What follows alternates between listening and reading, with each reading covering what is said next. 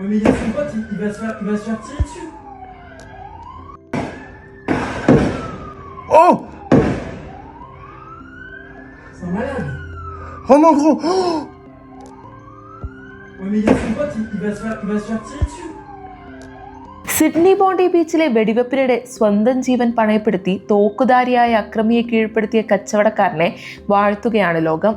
ഞായറാഴ്ച വൈകിട്ട് ഹനുക്ക ആഘോഷങ്ങൾക്കിടെ നടന്ന ഭീകരാക്രമണത്തിനിടെയാണ് അഹമ്മദ് അൽ അഹമ്മദ് എന്ന സിഡ്നി സ്വദേശി ധീരതയുടെ പര്യായമായി മാറിയത്.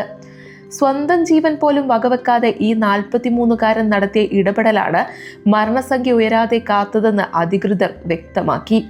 ബോണ്ടി ബീച്ചിന് സമീപമുള്ള ആർച്ചർ പാർക്കിൽ ജനക്കൂട്ടത്തിന് നേരെ അക്രമി വെടിയുതിർത്തപ്പോഴാണ് നാടകീയമായ സംഭവങ്ങൾ അരങ്ങേറിയത്.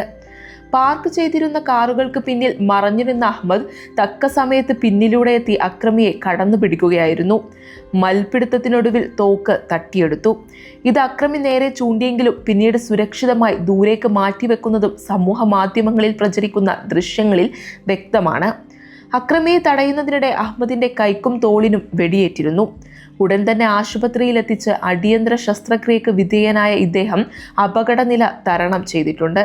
സിഡ്നിയിലെ സദർലാൻഡ് ഷെയർ സ്വദേശിയായ ഇദ്ദേഹം 2 കുട്ടികളുടെ പിതാവാണ്. അഹമ്മദിന്റെ ധീരതയെ അവിശ്വസനീയമെന്നാണ് New South Wales premier Chris Minns വിശേഷിപ്പിച്ചത്.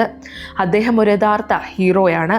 അദ്ദേഹത്തിന്റെ ധീരത ഒന്നുകൊണ്ട് മാത്രമാണ് ഇന്ന് പലരും ജീവനോടെ ഇരിക്കുന്നത്, മിൻസ് പറഞ്ഞു.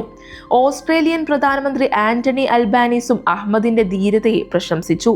12 പേരുടെ ജീവനെടുത്ത ആക്രമണത്തിനിടെയാണ് അഹമ്മദ് രക്ഷകനായി അവതരിച്ചത്.